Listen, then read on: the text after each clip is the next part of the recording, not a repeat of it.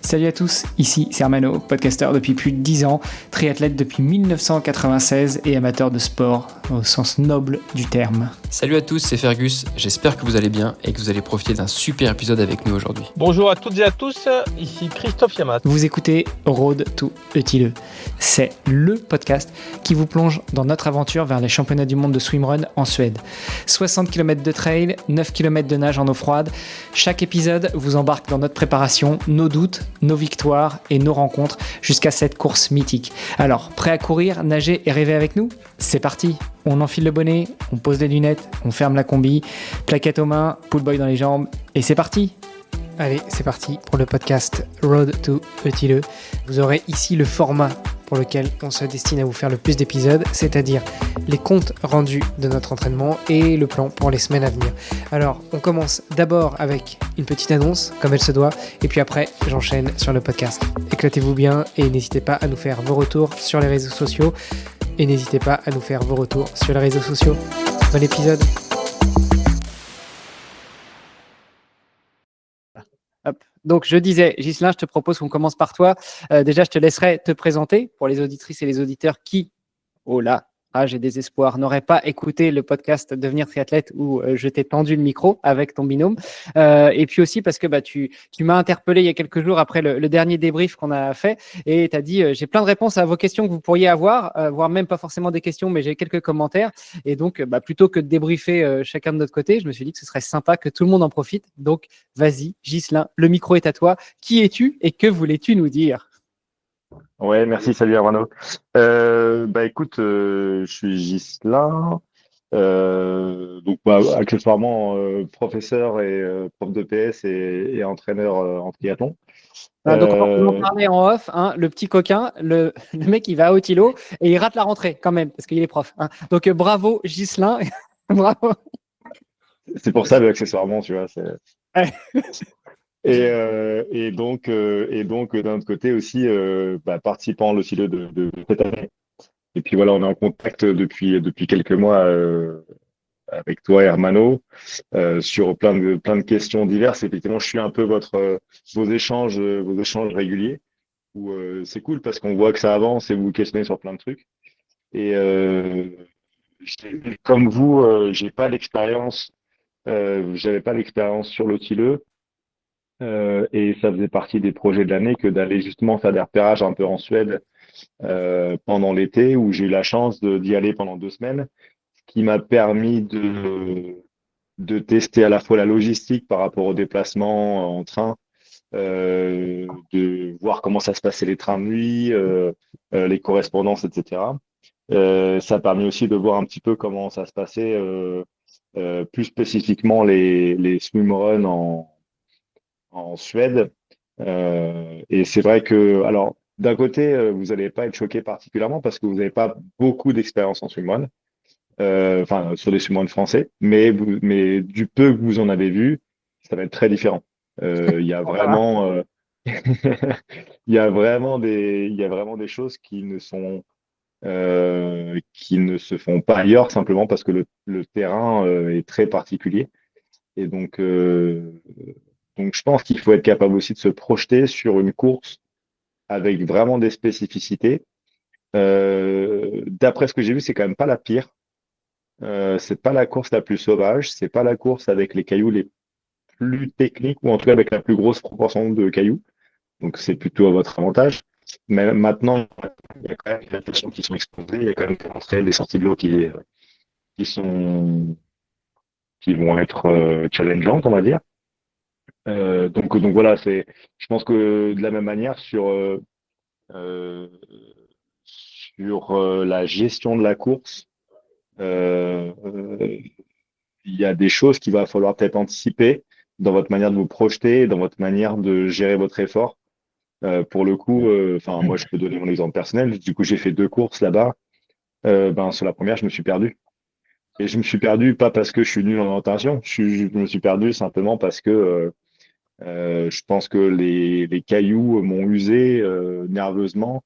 Le fait d'être très attentif pendant longtemps sur, euh, sur chaque pose de pied, le fait de...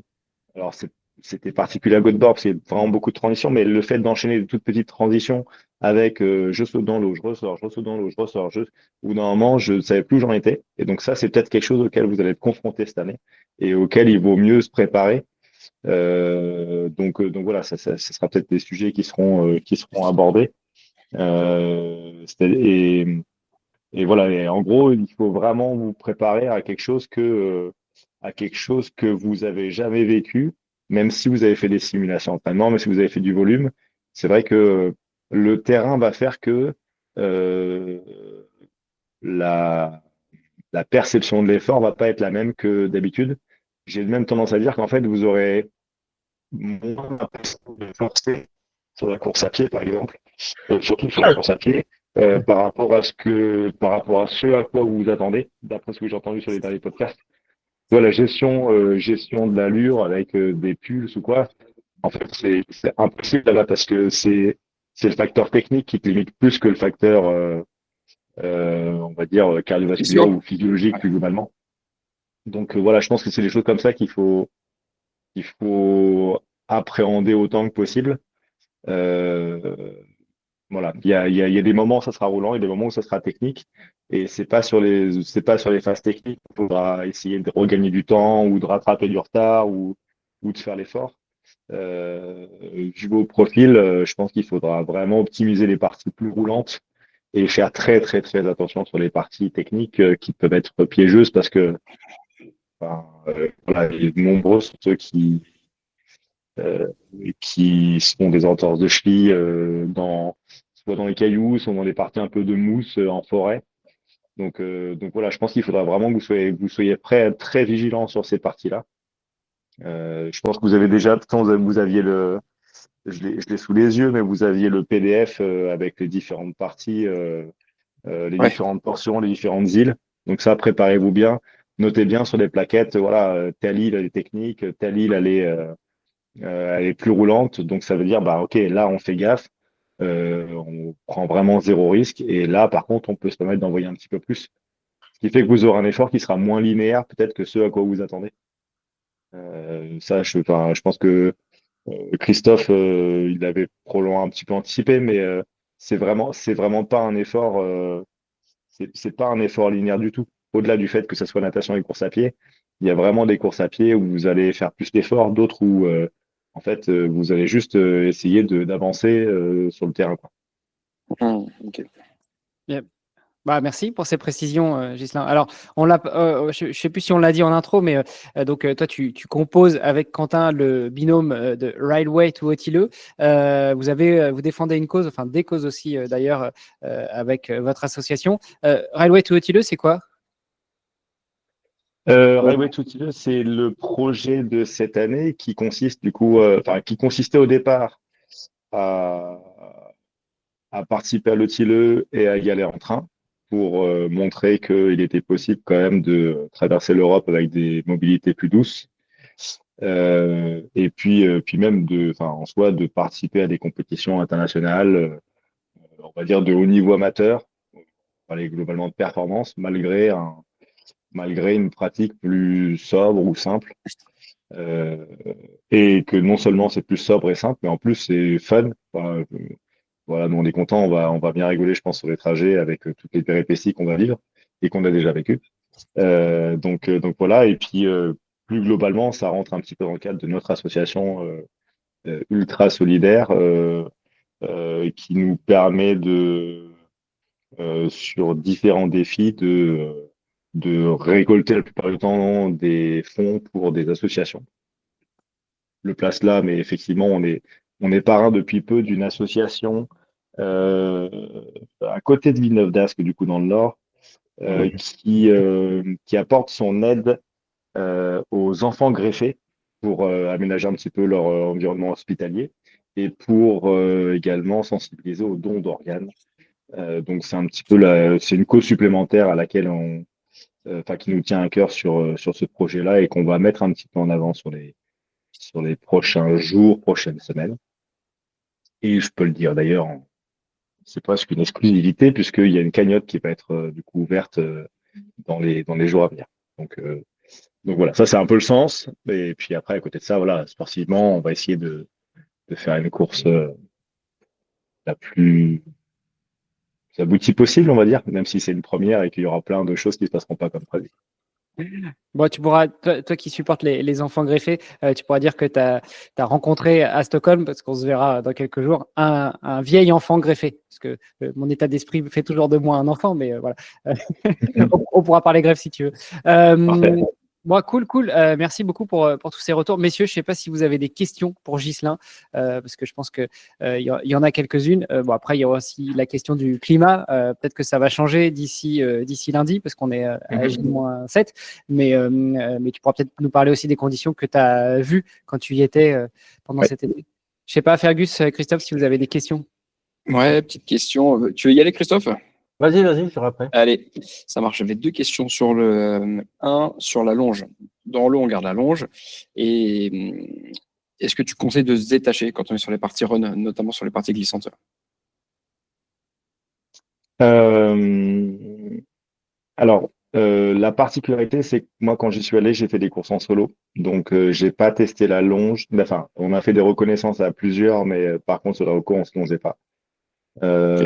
Donc, j'ai pas cette expérience-là. Encore une fois, il y a plein de choses que je vais dire qu'il faut relativiser parce que je suis pas le plus expert, en tout cas, sur ces sujets-là. Mais en tout cas, voilà, j'ai vécu ce que c'est que récemment de découvrir l'environnement.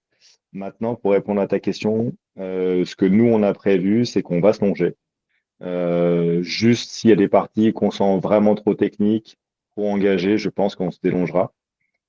Et il y a un sujet sur la longueur de la longe, puisque nous, habituellement, avec mon binôme, on a tendance à avoir la longe qui est complètement, enfin, comment dire, avec sa Tendu, taille détendu? enfin, non, Ah non. en fait, elle est avec sa taille maximale quand on est en natation. Et on a tendance à, en fait, la resserrer un petit peu avec le mousqueton en allant accrocher un nœud sur les parties courses à pied parce qu'on préfère qu'elles soient un peu plus courtes. On a fait plein de longueurs de longe différentes. Et donc, c'était pas les mêmes longueurs qui convenaient en natation et en course à pied. Donc, ça, c'est une particularité. Nous, on a nos repères à nous. Euh, Ça permet vraiment pour celui qui est derrière d'être moins loin et d'avoir vraiment la tension qui est optimale. En fait, voilà. Sur tous les tests qu'on a fait, ça fonctionnait bien. Maintenant, est-ce que sur les parties techniques, le compromis pourrait pas être de garder la longe avec une grande longueur pour qu'on soit plus écarté l'un de l'autre et qu'elle soit moins en tension, donc potentiellement que à la fois on ait plus de visuel sur les cailloux, parce qu'on sera moins dans les pieds l'un de l'autre, et aussi on risque moins d'être déséquilibré par la longe qui tire. À mon avis, je pense que sur les parties techniques, on optera pour ça. Par contre, sur les parties roulantes, on aura plutôt une longe un petit peu raccourcie pour que je puisse un peu tirer Quentin, en l'occurrence, de manière un peu plus efficace. Ça, c'est la stratégie vers laquelle nous, on s'oriente. Maintenant, il est possible que ça évolue à la fois sur les. On va se faire probablement une petite session le samedi avant la course, mais je suis pas sûr qu'elle nous apprenne suffisamment. Et après, il y a de grandes chances que, en fait, on s'adapte aussi beaucoup pendant la course, comme vous allez le faire. En fait, il y a des choses qu'on prévoit, et puis il y a des choses sur lesquelles il faudra être prêt à s'adapter. Mais en tout cas, nous, c'est ça, c'est en natation la longe toujours et on va dire à sa longueur maximale. Sur les parties roulantes, la longe un petit peu resserrée. Sur les parties techniques, ça sera soit la longe probablement à la taille maximale, soit on se décrochera à certains moments. Ok, ça marche. C'est bon pour moi, merci beaucoup. Christophe? Moi, quelle est votre stratégie nutrition pendant la course pour stocker et ce que vous avez prévu, vous? Alors nous, on a maintenant l'habitude d'éviter la nourriture solide sur le souverain. Encore plus, je pense, sur une course où on va avoir beaucoup d'alternance à certains moments. Euh, donc on fonctionne, nous, quasi exclusivement avec des gels qu'on mange le plus régulièrement possible. Et vraiment, tous les retours de ceux qui ont fait l'OTILE, et surtout ceux qui ont fait l'OTILE plusieurs fois, nous disent, et là c'est 100%, euh, les années où ça s'est le mieux passé, où ils ont été le plus vite, hormis la question météo, Mais les années où ils ont été les plus performants, c'est les années où ils ont mangé le plus. Ça, c'est un retour que j'ai quasiment à chaque fois. Et je le vois cette année, par exemple, je sais qu'on mange plus que ce qu'on mangeait l'année dernière. Et, euh, et vraiment, on n'a pas de coup de mou pendant les courses, ce qu'on pouvait avoir. Le fait de manger permet aussi de mieux gérer, de mieux gérer le froid potentiellement. On ne sait pas quelle température il fera, mais clairement, quand on mange pas, on a froid beaucoup plus rapidement parce qu'il y a une consommation calorique qui est énorme dès que ça se refroidit un petit peu. Et je pense particulièrement à celui des deux qui nagera derrière, qui va moins faire l'effort en natation que l'autre. Euh, Je pense qu'il y a un autre avantage aussi, c'est que quand tu t'astreins à manger régulièrement, je ne sais pas si on dit tous les quarts d'heure ou toutes les demi-heures, au départ des courses ou sur les longues courses, et ben finalement, tu évites aussi de partir comme un bourrin, quoi. Je pense que c'est plus facile de manger à 5,30 que de manger à 4,15, quoi. ouais. Par contre, petite vigilance, je dis donc gel. Par contre, j'essaie vraiment de boire après chaque gel pour que tu vois, t'aies pas le côté sucré, enfin voilà, que t'aies vraiment l'hydratation. Euh, Maintenant, nous, on a la chance que les gels passent plutôt bien. Je sais que c'est pas forcément le cas de tout le monde, donc c'est pour ça que, encore une fois, il faut prendre avec des pincettes ce que je dis. Même on peut varier de gel, enfin moi je peux même prendre les gels de la course, je l'ai déjà testé. Et s'il y a une texture, un goût différent, ça me gêne pas particulièrement. Donc encore une fois, voilà, c'est à prendre avec des pincettes.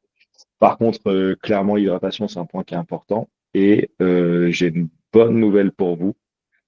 Moi, j'avais entendu que les Suédois buvaient de l'eau de la Baltique. Je me suis dit, ouais, les Vikings, ils sont sympas, mais ça va être. Bah voilà, c'est leur truc. Maintenant, maintenant pour avoir passé pas mal de temps dans l'eau là-bas, effectivement, l'eau est vraiment beaucoup moins salée. Alors, je ne veux pas dire que je buvais des pleines gorgées comme à Engadine ou dans des lacs vraiment purs ou à Annecy. Voilà, je ne me faisais pas des grosses gorgées. Mais en fait, quand on nage en natation, on a toujours un petit peu d'eau résiduelle qui vient dans la bouche et qui permet au moins voilà, de s'hydrater un petit peu la bouche. Et puis, on en avale toujours un petit peu. Si ça peut vous rassurer, honnêtement, c'est vraiment pas désagréable. C'est pas comme si on buvait une eau minérale très salée, mais presque pas loin, quoi. Honnêtement, en fin de course, volontairement, je l'ai testé à Lande, là. En fin de course, ça m'est arrivé de prendre une gorgée juste pour voir en fait comment j'allais réagir. J'avoue, je l'aurais pas testé en début de course, C'est clair. mais en fait, je l'ai fait en fin de course et ça passe très bien, quoi. En Méditerranée, jamais je fais ça. C'est clair.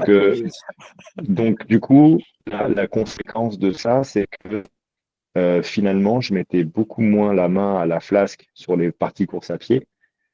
Euh, je la remplissais beaucoup moins souvent, ce qui est au final, du coup, un petit gain de temps. Au-delà du fait que quand on enchaîne les petites portions, bah, c'est un peu galère des fois d'aller chercher la flasque parce qu'il faut lever les chasubles, il faut ouvrir la combi, il faut aller chercher machin. Donc, je sais que je m'hydrate beaucoup moins que je peux, enfin, avec la flasque que ce que je faisais avant. Il n'empêche que sur les parties longues de course à pied, ben, il faut vraiment que vous fassiez attention à ce que vous ayez vos flasques qui soient pleines le plus possible au moment de partir. Et si vous avez ça arrive par exemple à Orneux d'avoir un ravitaillement au milieu de l'île, ben voilà, là vous remplissez votre flasque. Ok. Ça c'est hyper important. Mais si ça peut vous rassurer, vraiment, c'est pas même s'il fait chaud, parce qu'on a eu des conditions plutôt chaudes, et ben en fait on se déshydrate pas tant que ça. Parce que cette petite eau résiduelle. Donc ça, enfin voilà, je sais que Fergus, toi, les parties natation, c'est pas forcément ce qui te rassure le plus ou voilà, et ben au moins, tu vois, tu peux te dire que ben si tu bois la tasse, c'est pas très grave, quoi. Vraiment, ok. Ouais, maintenant, j'adore nager, mais j'espère que j'aurai pas de mal de mer, quoi. Surtout ça. Ce sera la surprise. Ouais. Ça, c'est un autre sujet. On verra sur place. Ouais. Alors après, par rapport à ça, ce que j'ai vu, c'est que le temps change très vite. Le temps change extrêmement vite. Et donc, en fait, moi, je vais prendre un exemple. On a fait, avec Lily Vauquier, on a fait une reconnaissance de deux portions du parcours. Et en l'occurrence, on en a fait une entre entre l'arrivée de la Peak Swim et Kimendo. Euh, et on a vu la Peak Swim, on s'est dit, non mais c'est un sketch, c'est piscine, quoi. Franchement, c'était nickel, il n'y avait rien. Tu voyais qu'il n'y avait pas énormément de courant. Euh, il y avait plein soleil et tout, pas de vent. Et en fait, on a refait peut-être du coup 3 kilomètres en direction de. Enfin, je crois que c'est deux natations plus loin. Il y a une natte qui fait 950 mètres, qui est censée être plus facile. Et en fait, on l'avait fait une fois dans un sens, une fois dans l'autre. Les deux fois, on s'est fait bouger, mais monumentalement, quoi. Là, ça soufflait. Et la deuxième fois, on s'est fait bouger pendant toute la natte. On sort de l'eau, on regarde derrière, on se dit, mais c'est pas possible, il n'y a pas une vague, il n'y a rien. Et en fait, le temps avait changé en l'espace de quelques secondes, quoi. Donc, honnêtement, il est possible que vous ayez plusieurs conditions différentes sur la même course. Ça, je pense qu'il faut s'y préparer. Il y a des moments, ça se met à pleuvoir, tu comprends pas pourquoi, alors qu'il faisait beau juste avant. Voilà, donc, ce que j'ai sur les portions qu'on a repérées nous, vraiment, ce qu'il y a dans le doc, c'est quand même assez juste. Même si la météo peut évoluer. Donc, enfin, voilà, quand ils disent qu'il y a du courant, effectivement, il y a du courant. Il y a des fois des petites nattes qui ont beau être petites, mais qui sont très exposées. Et du coup, il y a une sorte d'effet Bernoulli avec l'eau qui vient s'accélérer au niveau du détroit. Et donc, ouais, ça, il faut s'y préparer. Il y a des fois des nattes où il faut être capable de viser, pas en face, quoi, d'anticiper un petit peu son côté.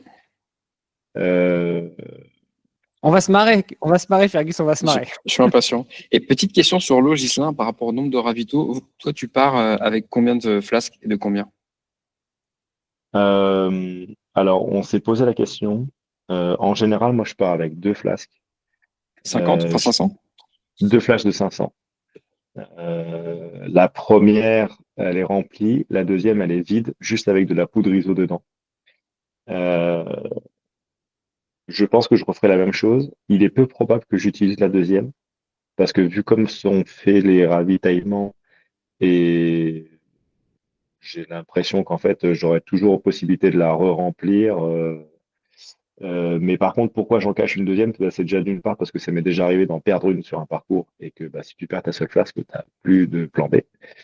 La deuxième, c'est éventuellement si à un moment donné tu oublies enfin, ou si tu veux voir les deux sur hors-nœud par exemple, pour être sûr, ou ben, tu as déjà bu ta flasque avec ton ISO et tu reveux de l'ISO à un moment donné, et ben, tu sais que tu as une cartouche d'ISO qui peut être remplie. Voilà, je pense pas principalement sur Horneux ou sur les deux autres gros cils. Donc nous, ça va être ça notre stratégie, quoi. Je pense que Quentin va faire pareil. Voilà. Maintenant, il est possible que la deuxième place qu'on l'utilise. Enfin, il est possible que je l'utilise pas. Je sais que à Land Goborg, j'ai utilisé qu'une seule flasque. Et par contre, il y a de la boisson ISO à tous les ravitaillements, si je dis pas de bêtises. Ok. Et Et est-ce qu'il y a, probablement sous-dosé par rapport à ce que vous mettez vous, mais c'est quand même de la boisson ISO. est-ce qu'il y a des boissons chaudes? Alors, je ne peux pas dire de bêtises. Euh, donc, je vais dire que je ne sais pas. Je pense qu'à certains moments, oui. Mais je ne veux pas dire de bêtises parce que je ne sais pas. Et alors, question justement boisson chaude et tout, question conditions climatiques. Toi, tu l'as dit, quand tu y étais là, sur les 2 semaines où tu étais en Suède, vous avez eu du beau temps. Mais tu as dit aussi que ça changeait vite. Euh, Qu'est-ce que tu anticipes pour lundi prochain? Ben, ce que je dis à prendre avec des pincettes, ça engage que moi. Mais euh, comment je vais dire ça? L'eau était vraiment chaude. Tous les Suédois nous ont dit, ouais, là, on est vraiment sur une année chaude. Après, malgré le fait que ça soit une année chaude, attention, euh, d'un endroit à l'autre, il peut y avoir quand même des grosses différences de température. C'est-à-dire que si tu es sur une sorte de petit lagon avec pas beaucoup de fond et qui fait soleil depuis quelques jours, tu as des fois la température qui monte à plus de 20. Et après, il y avait d'autres nattes qui étaient plus exposées avec des grandes profondeurs à côté où tu pouvais être aux alentours de 16. Donc, Donc, il y a ces variations-là, déjà d'une part. D'autre part, euh, par contre, j'ai un retour, je ne sais pas si c'est que vous. Ouais, on t'entend double aussi, ouais. Ok. On va essayer de faire avec. Donc ça, ouais, d'une part, il peut y avoir des variations entre les natations, c'est-à-dire qu'il ne faut pas vous attendre à ce que ça soit la même température du début jusqu'à la fin. D'autre part, euh, comme le disait Mathieu sur la discussion, effectivement, je pense en l'espace de 2-3 semaines, ça peut évoluer à la baisse assez rapidement. Maintenant, j'ai tendance à penser quand même, malgré ça, qu'on ne sera pas sur une année très froide. C'est-à-dire que ça m'étonnerait qu'on soit sur une année où on ait une eau à 11-12. Donc, je pense qu'il vaut mieux tabler sur une eau qui sera peut-être entre 13 et 16, je pense globalement, ce qui, à l'échelle du swimrun, est une eau, on va dire, fraîche, mais pas froide. Bon, on l'a vu la semaine Commence à dernière, descendre hein, sous les. on l'a vu la semaine dernière pour le One Water Race où a participé Hugo Tormento, son frère, et puis l'eau, elle était à 15 degrés. Hein.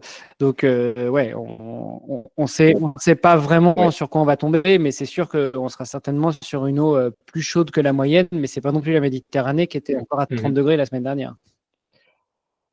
Ça, c'est sûr. Après, la particularité des Wild Water, c'est aussi que, ben, mine de rien, ils partent pour 50-60 heures et qu'ils font des natations plus longues. Voilà, il y a d'autres facteurs, mais effectivement, voilà, on sera dans une eau qui sera bien fraîche. Voilà. Mais alors, pour avoir ce week-end, c'est rigolo parce que je passe enfin, j'ai discuté avec Eugénie Plane et Johan Perrignon, qui étaient à la Fray, et eux, ils considéraient que la Fray, avec une eau à 18-19 degrés, c'était déjà frais. Donc, on n'a pas tous les mêmes notions. C'est aussi pour ça que je prends des pincettes. On n'a pas tous la même notion de qu'est-ce qui est froid, qu'est-ce qui est chaud. Moi, j'ai trouvé super chaud ce week-end et eux l'ont déjà trouvé fraîche. Donc, enfin voilà, entre les climats auxquels on est habitué, ça peut, voilà, l'impression peut varier. Donc, après, à vous de vous adapter par rapport à votre matos, vos combis et tout. Maintenant, je sais que nous, si l'eau elle est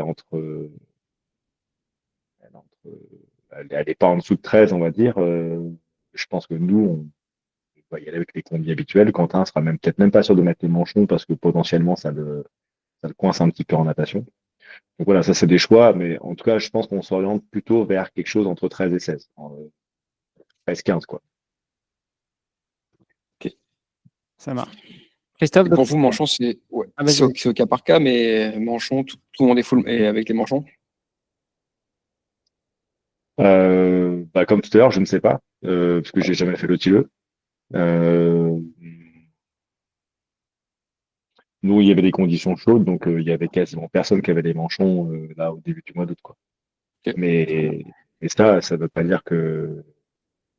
En fait, ce qu'il y a, c'est que ça dépend à la fois de la température de l'eau, mais ça dépend aussi beaucoup de la température extérieure. C'est-à-dire que si tu as une eau à 15 degrés, mais que dehors il fait 10, ben, en fait, tu te réchauffes pas aussi vite en natation, en course à pied. Euh, enfin, voilà, ça dépend pas que de la température de l'eau. Donc ça, c'est par rapport à vos ressentis à vous, par rapport à ce que vous avez testé ces derniers mois, que vous allez faire votre choix. Si je peux te donner un conseil, je dirais qu'il vaut mieux avoir trop que pas assez, parce qu'à l'arrière, tu as des manchons et tu trouves que ça te tient trop chaud. Bah, tu les retires, tu les mets dans le top kangourou. C'est moins grave que de commencer à avoir froid dès la première natte 2007 et de regretter de ne pas les avoir pris après, quoi. Ouais, c'est C'est clair. clair. C'est clair. Christophe, tu avais une autre question? Ah, on t'entend pas, Christophe, c'est en mute. Faut que tu appuies sur le bouton pour qu'on t'entende. Au niveau de la météo, j'ai suivi un peu toute la semaine. Là, bon, c'est que des prévisions. Mais ouais, ils annoncent 15 degrés à 8 heures du mat et au maximum 20 degrés. Et donc, ouais, toi, quand tu y as été, tu avais quoi comme température? Que c'était en Euh, juillet, ça? c'était fin juillet, début août. Fin juillet, début août. Globalement, alors j'ai pas la température du matin, il fait toujours un peu frais le matin Suède. Ouais. Euh, Là, sur le lieu de la course, ils annoncent 15 degrés à 8 heures le matin. ouais. Bah, si c'est ça, c'est plutôt chaud, hein. Ouais. Et C'est 20 plutôt chaud. degrés au maximum à 14 heures. Ouais. Bah, nous, on avait plus, là, en max, on avait plutôt 20-25. Ouais, encore plus. Euh, et on avait une eau qui était en moyenne, je pense, à 18 voire 19. En moyenne, je parle, parce qu'après, ça peut Ouais. varier, mais donc c'était vraiment des conditions chaudes pour la Suède. Ça sera plus frais que ça, c'est sûr. Ouais. Euh, et après, non, si c'est 15 degrés le matin, 20 degrés l'après-midi, C'est top, hein. c'est plutôt des. Ouais. Après, on est encore à une semaine. Ouais. Je Faut pense que les changer. prévisions météo, elles vont bouger, hein. Enfin, Ouais. Ouais. quand j'ai vu comment ça peut bouger dans une journée, vraiment, des fois, il fait plein soleil et puis 5 minutes après, il se met à pleuvoir et avec du vent, ça sera pas linéaire et ça va bouger d'ici là, quoi. Bon, écoute, on va voir ça, on verra ça. Et il y avait le sujet du transport aussi. Donc, toi, tu as testé la Suède en train, aller, Ouais. retour. Tu nous en dis un petit peu plus? Ouais. Euh, on s'attendait à des péripéties en optant pour ce mode de déplacement et ben, effectivement, ouais, pas déçu parce que on critique beaucoup la SNCF en France. Je connaissais pas la réputation de la Deutsche Bahn en Allemagne et Ah, la je l'ai Deutsche. découverte. Ça Et me fait alors? rigoler parce que bah, alors j'ai commencé à la vivre avant de la connaître. Et effectivement, moi, à titre personnel, à chaque fois que je suis passé par l'Allemagne, à chaque fois, il y a eu un souci. Donc, du coup, je suis arrivé en retard à Hambourg. Heureusement, bah, je dormais à Hambourg et je repartais le lendemain matin à l'aller. Mais par contre, sur le retour, le train de nuit Stockholm-Hambourg, et lui aussi arrive. En fait, il n'est même pas arrivé en retard parce qu'il n'est pas arrivé. En fait, c'est-à-dire que on devait arriver à 6 heures à Hambourg et à 6 heures moins 5, il y a le gars enfin, le micro du train, on nous annonce que ben on va pas pouvoir arriver à Hambourg ou à la rigueur peut-être à 9h30 du matin. En sachant que j'avais une correspondance moi à 7 heures et quelques, quoi. Bon, bah, Donc c'est nickel. On a une correspondance de 15 minutes donc, à Hambourg. Donc, il y a des chances qu'on donc la rate, quoi. alors c'est ça. Alors tu vois, par exemple là du coup nous on a adapté notre plan. C'est-à-dire qu'avec Quentin, on est en train de modifier notre trajet. Alors, ce qui est plus simple pour nous, parce qu'on a des passes interrail, et donc, Ouais. du coup, on peut se permettre de changer de train sans avoir à faire de réservation ou quoi que ce soit. Donc, ça nous facilite un petit peu la tâche pour le coup. Mais en gros, on va prendre de la marge. C'est-à-dire que on va essayer on va essayer de prévoir une arrivée à Hambourg, euh, peut-être 1h30, 2 heures avant le train de nuit. Comme ça, si on a un souci sur les trains d'avant, eh ben, on rate pas notre train de nuit. Parce que si tu rates le train de nuit, en fait, bah, tu es bloqué en Hambourg, tu es obligé de repartir le lendemain et tu perds une journée dans le trajet le lendemain, quoi. Ouais. J'ai tendance à dire que sur le retour, c'est moins grave parce que bon, bah, le train de nuit ne sera pas en retard. Lui, il partira dans les temps. S'il arrive en retard, bon, bah, après, tu décales un peu tes correspondances, mais tu as moins de. Enfin, tu peux avoir des contraintes familiales, etc. Mais je veux dire, C'est moins emmerdant, ça peut-être. aura plus d'impact sur la course, quoi. Ouais. C'est moins grave. Et donc, l'aller, ben, tu m'inquiètes quand tu me dis que tu as 15 minutes, mais donc Non, non, j'espère c'est pour vous retour. qu'il y aura. À Ah, c'est le l'aller, retour. on a de la marge. Ouais, non, à l'aller, Ok. c'est ce que je regardais. On a vraiment de la marge parce qu'on est censé arriver à Hambourg à 15h30 et on reprend le train de nuit à 22h. Donc, Oh, bah, ça c'est va. bon. Ah oui, donc là, c'est bon. Ouais, bah, donc ça, c'est nickel. Mais c'est entre les Là, 2 premiers trains de jour où on n'a pas trop de marge. ouais, mais au final, Ouais. si tu dois décaler le deuxième parce que le premier arrive en retard, vous Ouais. avez quelques heures de marge derrière, donc en fait, ça le fera, quoi. Ouais. Ça sera peut-être inconfortable parce qu'il y aura de l'incertitude, etc., mais ça le fera. Donc ça, là-dessus, vous êtes bien. Maintenant, c'est la première fois que je prenais ce train de nuit-là. Le confort n'était pas forcément exceptionnel. Euh, non, mais enfin, ça va, hein, mais Ouais. c'était un peu raide. Et pour le coup, tu vois, je pense que nous, on va prendre un petit. Enfin, c'est sûr que au moins moi, je vais en prendre un parce qu'en plus, ma copine nous rejoint là-bas et puis elle dormira avec nous sur le matelas. Ou enfin, bref, on verra comment on fera avant et après la course, mais peu importe. En tout cas, on aura besoin d'un matelas en Suède et donc on va prendre un matelas gonflable à mettre en plus sur le Pas de trajet. banquette, en fait, la banquette du lit, de la couchette, pour que ce soit peut-être un peu plus confortable, parce que j'ai trouvé ça un peu dur, quoi. Bon, je te laisserai prendre un maillot, un matelas, Fergus. Moi, j'ai les 16 polos des Français que je ramène à Stockholm, donc je me ferai un matelas avec les parfait, ouais, polos, vous aurez un avec aiguille. les 18. Bon, par contre, ça marchera qu'à l'aller. Au retour, tant pis, hein, ce sera plus spartiate, c'est pas grave. C'est comme ça. Mais ouais, en tout cas, ça peut aussi être, un peu bruyant ou il peut y avoir plein de monde. Moi, ce que j'ai fait, et je pense que c'est le cas, je referai pareil, c'est que je me suis barré de ma couchette. Enfin, en fait, j'y suis allé que pour dormir. Et avant de dormir, donc en gros avant 21h, 22h, je suis allé dans une couchette qui était plus au calme, où il y avait personne en fait. Et donc il y a des couchettes qui sont inoccupées. Et ça peut permettre, tu vois, si tu es dans une. Enfin, je sais pas si vous avez pris des couchettes à 4 ou à 6. On a pris Mais moi, couchette j'étais à dans. deux, donc là, c'est. Ah, c'est à 2? Ouais, là, on est bien, là, on s'est mis bien, là. Ah ouais, donc bah, c'est le grand luxe alors. Ok. J'aurais pas dû dire ça, il va débarquer dans notre couchette. Enfin, s'il y a trop de monde chez nous, je viens avec mon matelas chez vous, du coup, là. Ça va. Vous partez quand, du coup? Bon, modulo le fait que tu nous dis que tu es en train de voir si vous ajustez ou pas, mais normalement, le plan, c'est partir quand? On part jeudi matin dans tous les cas. Ok. On part jeudi matin dans tous les cas et on prend notre train de nuit, du coup, à Hambourg jeudi soir pour arriver vendredi matin à Stockholm. Bon, ça va, ils prendront pas notre couchette, parce que nous, on part 24 heures après, donc c'est bon. Mais on fait le retour ensemble. Ouais, on fait le retour ensemble, normalement. Tu n'auras C'est plus cool. les suites, du coup. C'est ça. C'est pas grave, je te piquerai ton matelas. Cool. Vous aviez d'autres points que vous vouliez éclaircir, les gars? Parce que moi, je pense qu'on a fait le tour. Alors, si, il y avait un point que je voulais éclaircir, et c'est Corentin qui nous écoute aussi, qui m'a remonté le truc. C'est qu'on s'était dit, Fergus, qu'on marquerait sur nos combis respectives Ah oui, les. Comment ça s'appelle? Les transitions. alors, n'oublions pas, merci Corentin Sur les d'avoir. combis. Ouais, sur les combis. On aura le chasuble. Et du coup, on peut pas se mettre sur le dos. Éventuellement sur les bras, mais pas sur le dos, parce qu'avec le chasuble, on verra plus, du coup, les écritures qu'on aura mis sur la combi. Mais pourquoi vous ne notez pas sur les plaquettes?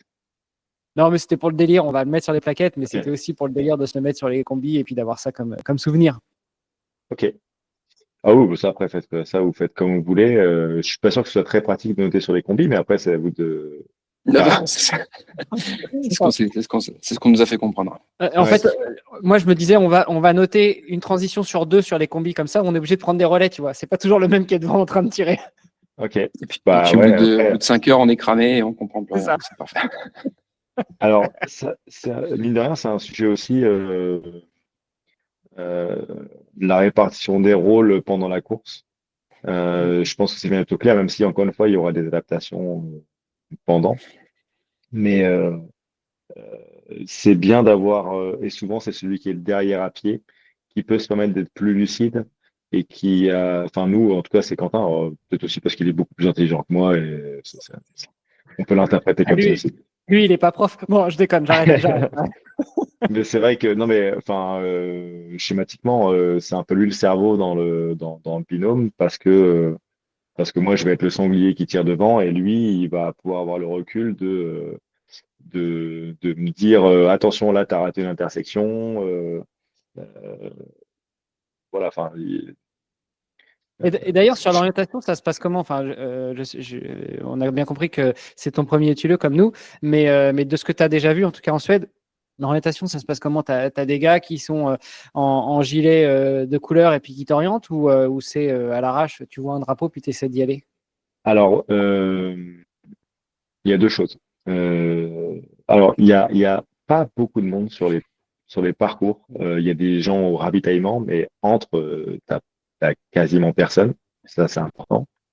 À Åland, ils avaient posé sur le parcours qui faisait 50 km, ils avaient posé plus de 3000 drapeaux. Plus de 3000 drapeaux sur le parcours. Et ça Donc, va, je pense qu'il y aura, ça débalise pas comme en France? à partir du moment où tu vas sur des îles où il y a personne qui va, non, t'as pas de débalisage. Euh, Maintenant, un peu comme un GR, mais même encore plus qu'un GR, tu es censé, à chaque fois que tu es à un drapeau, voir au moins le drapeau d'après. Ouais. Euh, il y a très peu de fois où tu ne les vois pas. Enfin, il y a très peu de fois où ils ne sont pas visibles. Mhm. Maintenant, tu les vois pas toujours. Pourquoi tu les vois pas toujours? Parce que tu n'es pas toujours lucide. Tu Mhm. t'imagines bien qu'à la sortie de l'eau, des fois, ou quand tu as commencé à te prendre quelques kilomètres de cailloux, moi, il y a des fois, et les drapeaux, c'est devant moi, je les voyais pas du tout. De la même manière, quand tu es en forêt, des fois, ça peut arriver que, ben, tu vois, tu dois regarder entre les arbres. Et voilà. Maintenant, vous comme nous, on sera pas devant.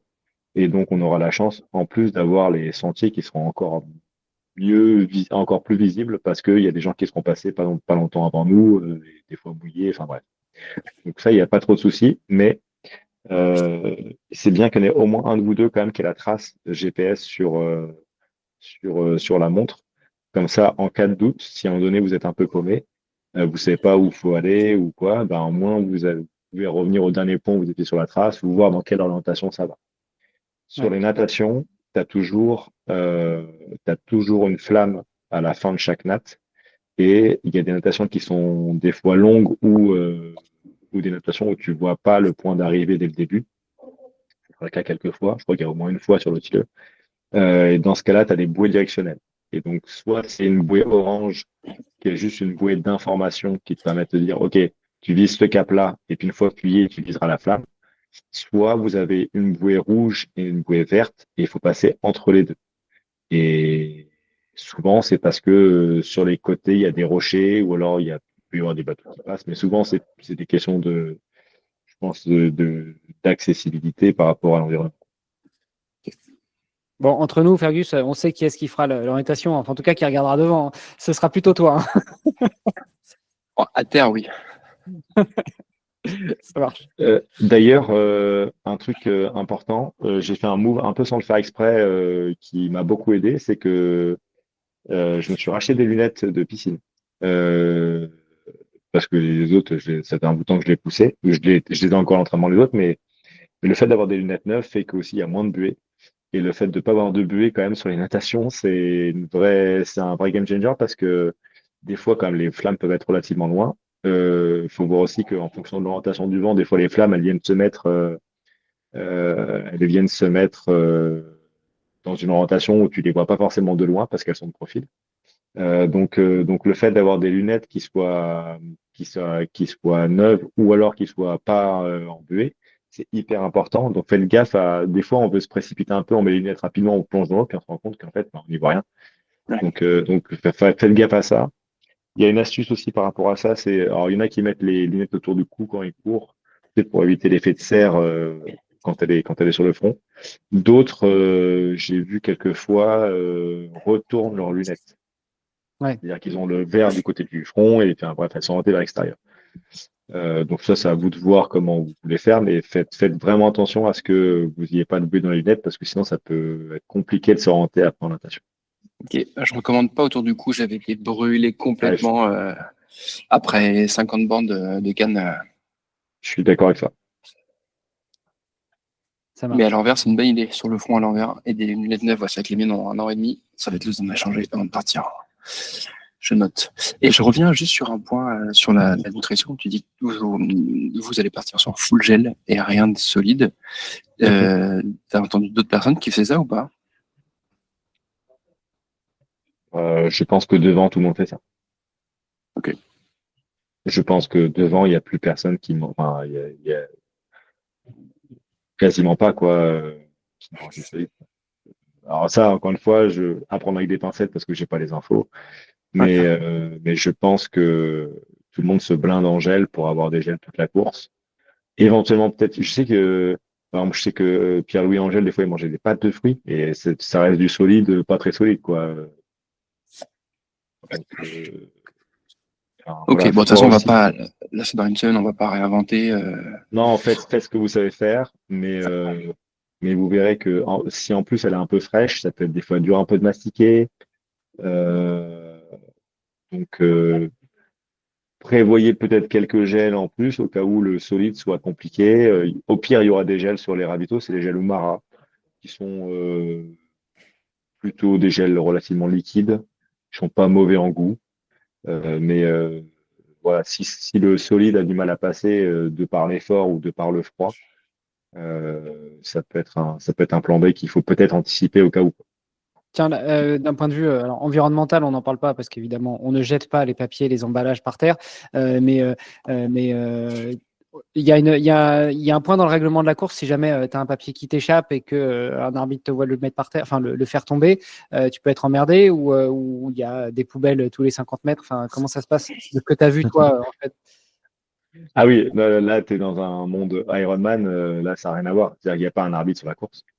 Il y a pas d'arbitre. Enfin, je veux dire, à la rigueur aussi, tu vas avoir des gens sur les bateaux de la sécurité, sur les nattes, pas sur certaines nattes, pour s'assurer qu'ils perdent personne. Mais je veux dire, en soi, t'as pas de, enfin, c'est pas de l'arbitrage. Ouais. Maintenant, si bien sûr quelqu'un de l'orga te voit acheter un truc, bah oui, tu vas te faire allumer. Et je pense qu'ils te mettent dehors direct, mais ça n'arrivera pas, ça. Euh, voilà. Après. Ça peut arriver à tout le monde, et là, il faut pas jeter la pierre, de faire tomber un truc. À un moment donné, tu tires un gel de ta poche arrière, et puis il y avait un gel qui était qui avait été utilisé dedans, et il est tombé à ce moment-là, tu l'as pas vu, et c'était le binôme de derrière, et donc du coup, il y a personne derrière lui qui voit. Bah, honnêtement, ça peut arriver. Si ça se trouve, ça m'est déjà arrivé, j'en sais rien.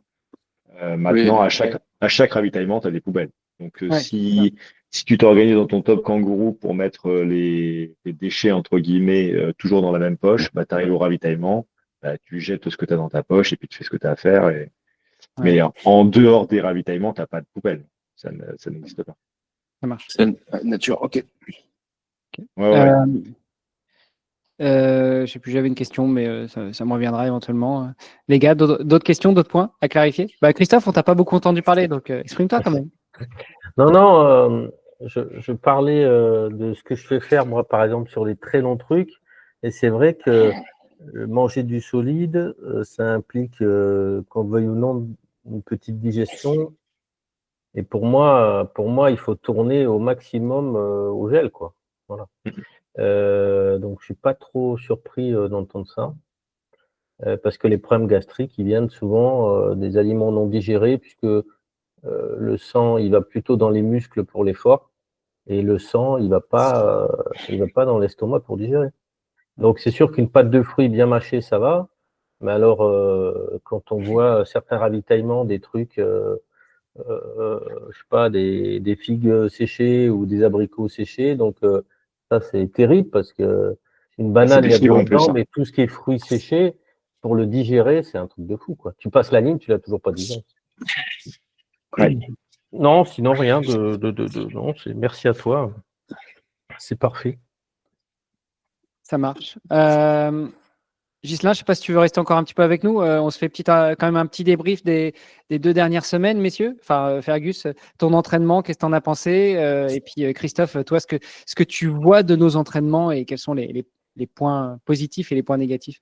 Si je peux me Allez. permettre juste, Hermano, Ouais, peut-être, puis après, je vous laisserai dérouler. ouais, tu peux rester Euh, avec nous, il n'y a pas de souci. Ouais, non, mais c'est juste pas pour. Enfin, après, voilà, comme ça, vous enchaînerez sur une deuxième partie. Mais pour finir, peut-être la première, je vais noter quelques trucs. Euh, Attention, s'il pleut, la course, elle peut vraiment changer sur les cailloux, parce que les cailloux secs ou les cailloux mouillés, ça n'a rien à voir là-bas. Il y a des cailloux, attention, qui n'ont pas tous la même adhérence. Hmm. Des fois, il y a des cailloux, ça accroche, et il y a des fois, c'est des patinoires. Donc ça peut dépendre, ça dépend beaucoup des îles. Donc faites très très gaffe à ça. Donc on ne court pas toujours de la même manière.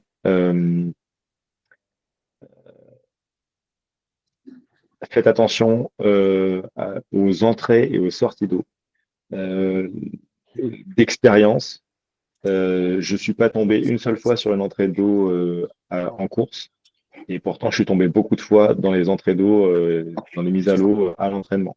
Et en fait, l'explication, elle est très simple, c'est que quand je suis en course, je suis un sanglier et je fonce. Quand je suis à l'entraînement, je prends mon temps et puis j'y vais petit à petit. Et en fait, y aller petit à petit, ça veut dire que vous êtes un peu sur l'arrière. Et si vous êtes un peu sur l'arrière, sur une pente qui descend et qui glisse, eh ben, vous vous cassez la gueule. Donc, faites attention moi, à mon sens, enfin, c'est ce que je dis à Quentin, mais c'est que il faut que votre matos soit vraiment prêt. C'est-à-dire qu'il faut que vous ayez Il faut que vous ayez bien enfilé vos plaques, enfin, votre bonnet, vos lunettes, vos plaquettes et que votre pull boy soit prêt à mettre entre les jambes relativement tôt, en tout cas avant d'arriver dans la partie qui peut potentiellement glisser. Et une fois que ça c'est fait, bah, enfin, à vous de trouver un moyen de communiquer entre vous pour vous dire que c'est OK. Mais là, allez-y et allez-y franco, quoi. Allez-y Ouais. pas, enfin, engagez-vous vraiment. En fait, si vous vous engagez pas, vous allez risquer de vous casser la gueule et de vous faire peut-être mal. Je valide, Euh, hein. C'est ce que j'ai fait aussi la dernière fois dernier entraînement en lac, j'ai hésité sur la mise à l'eau parce que volontairement j'ai pris un endroit qui est pas fait pour se mettre à l'eau, mais il y avait quelques rochers. Alors c'est évidemment pas la Suède, mais j'ai hésité aussi et j'ai failli me manger en beauté.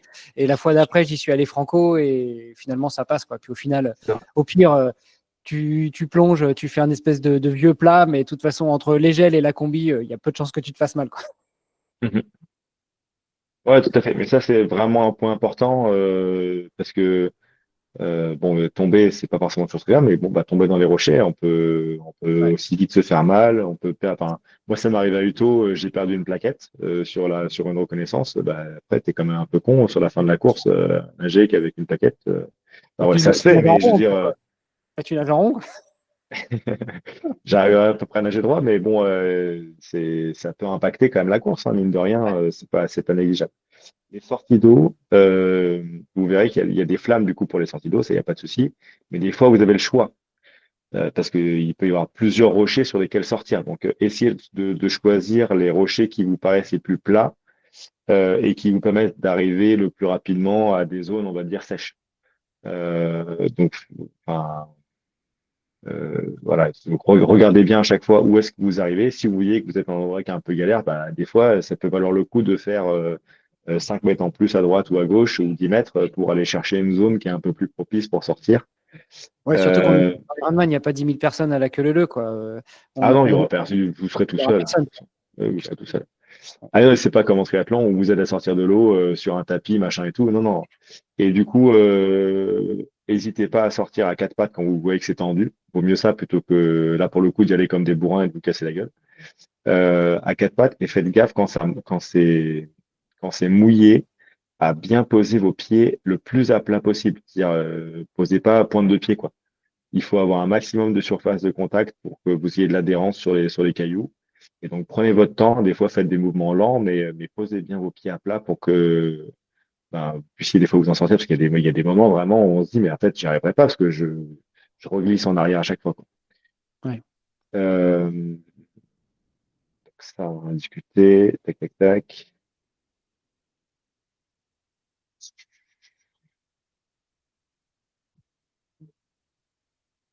Bah, finalement, tu as vu, on a bien étalé tes notes, hein. Oh, on est pas si mal, ouais. On Ouais. est pas si mal. Ouais, on n'est pas si mal. On n'est pas si mal. Mais ouais, après, dans la gestion de la course, j'avais vraiment noté pour vous, euh,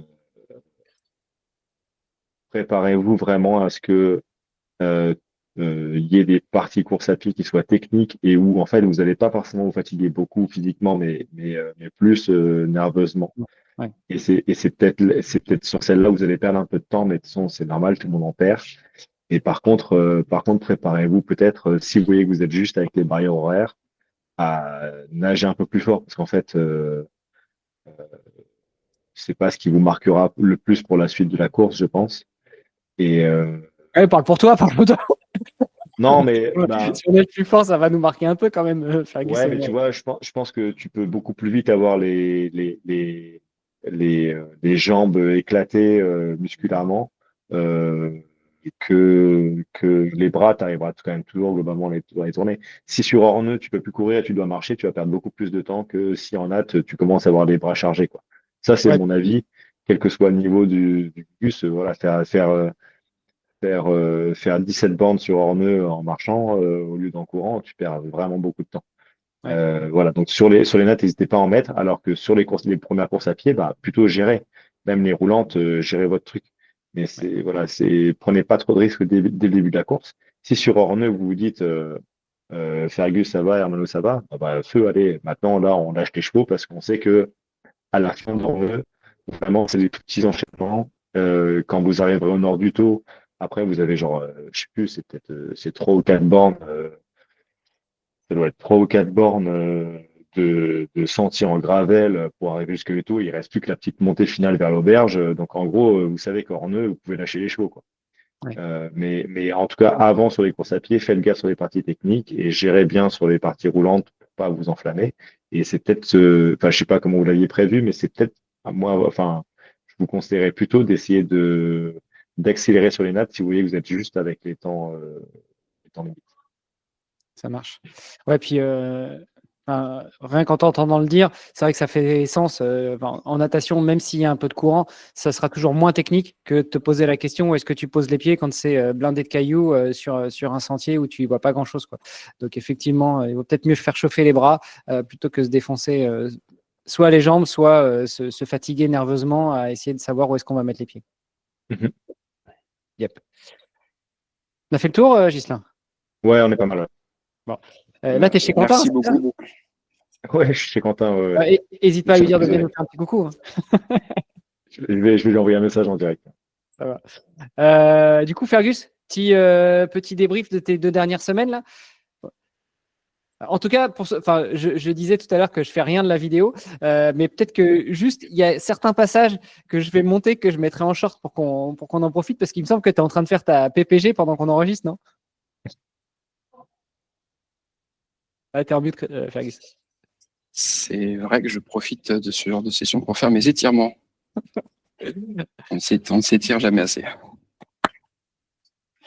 Yes. Eh ben, débrief, non, je me mets dans une autre pièce parce que les enfants sont en train de se coucher. C'est un peu jamais facile. Est-ce que tu veux commencer, Armando, comme ça je finalise mon setup?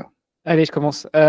Du coup, la dernière fois qu'on s'est parlé, je crois que toi, tu étais en vacances puisqu'on avait fait le débrief pendant que tu courais. Et moi, j'étais sur le point de partir. Du coup, je suis parti. J'avais le plan qui était prêt. On devait en faire encore quelques enchaînements. Bon, ça s'est transformé en une nage et puis que de la course à pied parce que pour ceux qui me suivent sur LinkedIn et sur Facebook, je m'en suis un petit peu ouvert tellement ça m'énerve et surtout parce que je voudrais pas que l'histoire tombe aux oubliettes. Et j'ai eu une mauvaise expérience. Ah, Fergus se reconnecte. Et j'ai eu une mauvaise expérience sur une des plages que j'ai fréquentées à Antibes un dimanche soir en famille. Et du coup, je finis, voilà, si vous voulez voir la vidéo, je finis avec un doigt cassé. Donc, ça ne devrait pas trop m'empêcher de nager malgré tout. Et puis, un tympan percé pour lequel je devais faire un contrôle aujourd'hui, mais je ne sais pas si je le ferai juste avant de partir ou si ce sera décalé après. Anyway. Donc, finalement, ça s'est transformé en un peu de course à pied, une seule nage où j'étais bien. J'ai nagé à Antibes, donc entre Nice et Cannes pour situer. Et la particularité d'Antibes, c'est que ça fait un espèce de comment dire, ça fait une grande crique en fait. Donc c'est assez abrité l'endroit où on nage. Et puis après, moi volontairement, je suis sorti un petit peu plus vers l'endroit qui s'appelle la baie des Milliardaires. Et donc là, on est très exposé. Ça m'a permis de voir aussi que en Méditerranée, mine de rien, même si l'eau elle a l'air plate et lisse et d'huile, il y a quand même parfois un petit peu de courant et de me faire un petit peu chahuter. Ça m'a pas gêné plus que ça. J'ai pas eu de mal de mer ou autre, mais par contre c'est vrai que c'est un exercice assez sympa d'avoir le pool boy, d'avoir les plaquettes et puis de se faire chahuter, de se dire voilà ce à quoi je risque d'être confronté à Stockholm quand ça va bouger un petit peu. Toi, ton point de vue sur les entraînements, Christophe, depuis le dernier débrief, depuis que on se disait que c'était les derniers moments de charge avant de relâcher? En fait, depuis que tu as été malade, après, tu n'as pas arrêté de progresser et tu as été un peu fatigué, je vois, juillet, là. Mais sinon, tu as bien progressé. C'est sûr, tu n'as pas le niveau que tu avais quand tu as fait ta traversée de la France, là. Alors, j'ai bien aimé l'image que tu m'as donnée quand on s'était parlé en off. Vas-y, la traversée de la France, ça ressemblait à quoi en termes de forme et puis la prépa de Thilo aujourd'hui? Après, au pays de la théorie, hein, c'était l'Everest, quoi. Hein. Le pic, il est exceptionnel, quoi. C'est un truc de fou, quoi. Et là, on n'est plus sur un petit Mont Blanc, quoi. Ouais, Font-Romeu, quoi. Font-Romeu, ouais. Mais bon, après, c'est sûr que tu ne pouvais pas. Voilà, tu as arrêté de t'entraîner un bon moment, mais depuis que tu as repris, là, en 3 mois, tu as vraiment bien progressé. Et puis après, on a une limite physiologique. Hein. C'est pas parce que tu vas faire 40 heures que voilà, tu vas plutôt te fatiguer. Hein. Donc non, c'est très bien. T'as bien géré. Et puis après, moi je te dis, je me fais pas de soucis pour toi parce que t'as quand même du passé, du vécu. Et puis voilà, non. Et puis là, tu es en bonne récupération aussi. Tu as bien récupéré, bien surcompensé. Donc voilà, il n'y a plus qu'à. Mais enfin, je valide ce que tu dis, non seulement sur la récupération, je sens vraiment que j'ai bien récupéré là. Bon, c'est toujours un petit peu compliqué de faire des nuits complètes, et puis j'étais pas mal en déplacement chez les enfants, etc. Donc on n'est jamais bien quand on n'est pas tout à fait dans son lit. Mais en revanche, je me sens beaucoup plus reposé, et même en termes d'entraînement, je sens que la qualité de l'entraînement est bien différente, quoi. Les runs que j'ai fait dans le sud, même s'il faisait chaud, je me sentais bien, je me sentais fort. Ouais. C'est une expression que j'aime bien utiliser parce que vraiment,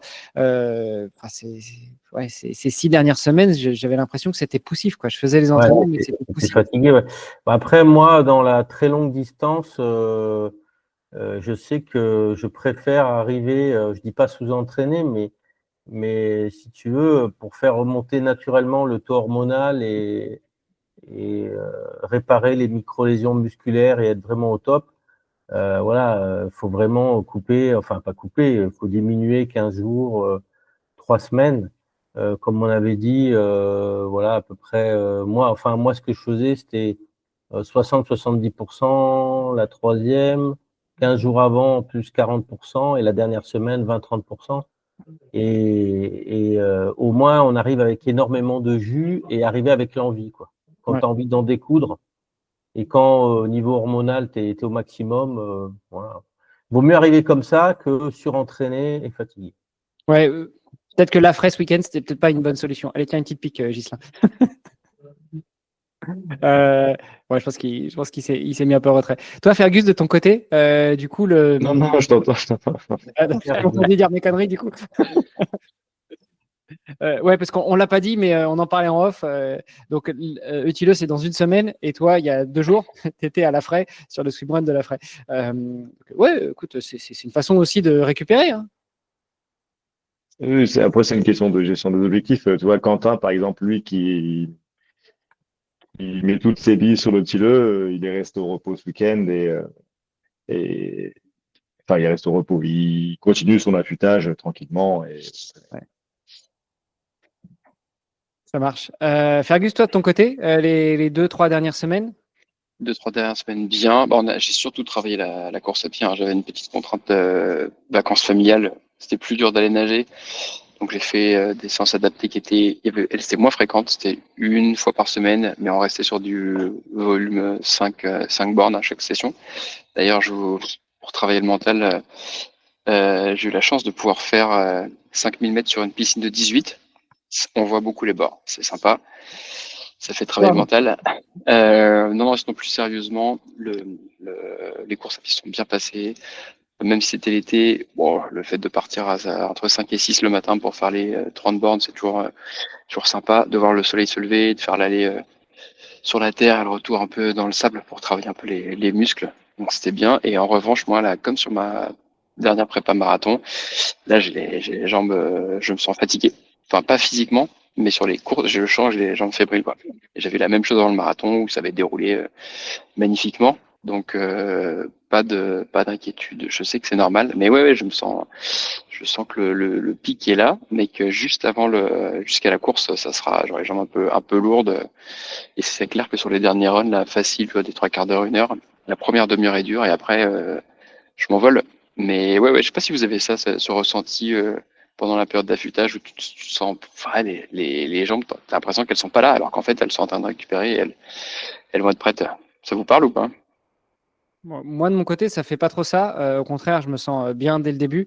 Par contre, c'est plutôt à froid, quoi. C'est à froid pendant la période d'affûtage. C'est là que tu as tous les petits bobos enfin, c'est plus des sensations. Je dirais que tu te dis, tiens, c'est bizarre, j'ai mal la cheville, j'ai mal au pied, j'ai mal à la phalange, j'ai mal à l'aine, j'ai mal ici, j'ai mal là. Et puis en fait, t'as rien, mais c'est là où tu commences à somatiser un petit peu, quoi. Ghislain, toi, de ton côté, c'est pareil, les jambes un peu molles avant, ou alors les petits bobos qui apparaissent pendant la période d'affûtage? Quand c'est un très gros objectif, un truc que tu travailles depuis des mois ou un an, quasiment à chaque fois, même avec l'expérience, tu as les petites douleurs fantômes qui arrivent dans les 2 semaines avant. Ça, t'as raison. Enfin, c'est rigolo parce que j'ai préparé Quentin sur l'Embraman il y a 2 ans et il a une contracture, entre guillemets, qui est apparue dans les 2 dernières semaines. Et j'ai attendu ce moment-là pour lui expliquer qu'en fait, non, mais c'est normal, tu vas avoir plein de trucs, ton corps il va t'envoyer plein de signaux pour te dire, mais vas-y pas. Vas-y pas, tu as encore cette option-là de ne pas y aller, en fait, si tu es blessé. Donc voilà, le corps, il sait qu'il va aller affronter quelque chose de compliqué et donc il va vous envoyer plein de signaux. Tout comme pendant la course, des fois, en fait, même avec un raisonnement logique, on peut arriver vers bah non, je vais m'arrêter, je vais abandonner. Mais ça, voilà, c'est inconsciemment votre cerveau qui vous envoie des messages pour vous protéger, pour vous éviter d'aller affronter un truc trop difficile. Donc ça, c'est un des classiques, en tout cas quand vous avez fait une course difficile et avec un gros enjeu, dans le sens où vous la préparez depuis longtemps. Ça, c'est Ouais, donc, classique. un au final, invariant. l'état d'esprit à adopter, ouais, au final, l'état d'esprit à adopter, c'est de se dire, bon, bah, on y va pour le fun, on n'a rien à perdre, rien à gagner, donc de toute façon, pas de stress, quoi. Ouais, ouais. Puis enfin, voilà, vous avez fait une belle prépa quand même, donc ça va bien se passer. Et puis en fait, tous ces trucs-là, le jour J, le matin, vous allez vous lever, vous allez le jour, enfin voilà, ils vont faire ils vont lancer le départ et puis vous allez voir que vous allez avoir des jambes de feu, peut-être même des jambes que vous n'envisagiez pas d'avoir. C'est ça quand vous êtes à votre pic de forme, vous faites un truc que vous n'êtes jamais capable de faire. Ouais, clair. puis il y aura l'émulation de groupe, il y aura le fait qu'on soit tous les deux. On l'a vu, on s'est vu une fois avec Fergus, on le rappelle, le 21 juin. Et quand on s'est vu, on courait à une vitesse qui était même pas celle que nous avait dit coach et on s'envolait, quoi. Donc franchement, je pense, enfin, je mets les billes là-dessus. Il y a l'excitation du jour, il y a l'émulation de groupe avec tout le monde, il y a la communauté française, je sais pas, je crois qu'on est une soixantaine minimum, donc ce qui est juste énorme, hein. C'est Sur presque, 160 binômes, c'est clair. Ouais. voilà, c'est presque, c'est presque la moitié des participants. Et puis le fait qu'on soit tous les deux et que bah, ça fait quelques mois qu'on prépare ça et puis que voilà, c'est coup de feu, quoi. Toi, Kiki, tu n'avais pas réagi, mais ça te fait ça aussi, les douleurs fantômes Ah, la veille. molles. Ouais. La veille, mal partout. Et les jambes en coton la veille. Ouais. Surtout ça. Et tu fais comment du coup? Parce que toi, si tu fais des DK Ironman Ouais. en continu, donc tu fais un Ironman pendant 11 jours, c'est quoi Ouais. la veille? C'est la veille du jour? Alors, non, en fait, pour tout ce qui est double, triple Ironman DK, il faut pas louper, parce que je dors 3-4 heures par nuit. La veille, il faut pas louper cette dernière nuit, parce que si déjà tu dors mal, donc j'ai une technique qui marche très très bien. C'est 1 ou 2 verres de Bordeaux. Voilà. Et pour ceux qui boivent pas d'alcool, Ah ouais, c'est un problème. Mais si C'est tu, l'autre qui boit le verre et tu prends un coup de bouteille sur la si tronche. si tu veux, je bois rarement. Et moi, si je bois un verre de rouge ou 2 le soir, ça m'assomme, tu vois. Et là, je dors comme un loir. Voilà, c'est la technique que j'ai. Bon, c'est peut-être pas le top, hein, mais en tout cas, c'est marrant. ce sera peut-être pas recommandé par tous les entraîneurs je Ouais. pense. Attention, Ouais. De 2025. De 2025. Avant peut-être. Il y a 50 ans, le Tour de France, c'était pas de la flotte qu'ils avaient dans les bidons, hein. Donc je suis pas sûr que ce soit pas la bonne solution. Non, mais la veille, ouais, la dernière fois que je fais un Ironman, c'est vrai que la veille, là, j'avais mal partout. Mal partout. Et je me dis, mais incroyable, hein.